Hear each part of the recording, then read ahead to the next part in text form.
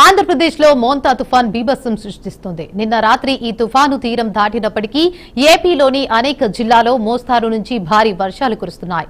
ఈ తుఫాను హెచ్చరికలు జారీ అయినప్పటికీ ఏపీ సీఎం చంద్రబాబు గ్రామీణ స్థాయిలో సర్పంచ్ వరకు కలెక్టర్ నుంచి పంచాయతీ కార్యదర్శి వరకు మంత్రులు, అధికారులు ప్రజలకు అందుబాటులో ఉండి ఎప్పటికప్పుడు జాగ్రత్త పాటించారు.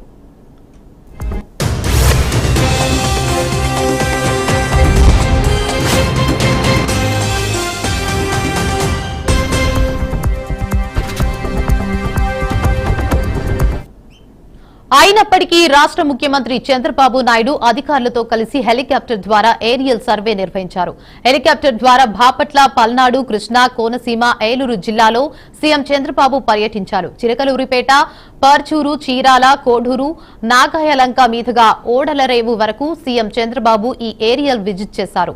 కోనసీమ జిల్లా అల్లవరం మండలం ఓడలరేవులో సీఎం ల్యాండ్ అయ్యి ఓడలరేవు నుంచి రోడ్డు మార్గాన నీట మునిగిన పంట పొలాలను అధికారులతో కలిసి సీఎం చంద్రబాబు నాయుడు పరిశీలించారు. పంట కొంత దెబ్బతినింది. కొన్ని జిల్లాల్లో విపరీతంగా వర్షాలు పడ్డాయి. ఈరోజు నెల్లూరు, ప్రకాశం, బాపట్ల దగ్గర పరచూరు ఆ ఏరియాలో నేను ఏరియల్ సర్వేలో చూశాను. ఎక్కువ నీటితో మొత్తం కూడా ముంపుకు గురైంది. ఇక్కడికి వచ్చే కొద్దికి గాలి విపరీతంగా వచ్చింది. అది కూడా ఒక 70-75 కిలోమీటర్ల స్పీడే వచ్చింది. అదే కానీ ఇంకా ఎక్కువ వచ్చుంటే మన కొబ్బరి చెట్ల కంటే ప్రమాదం వచ్చేది. ఆ పెను ప్రమాదం తప్పే పరిస్థితి వచ్చింది. అయితే అన్ని కూడా ఎన్యూమరేట్ చేస్తాం.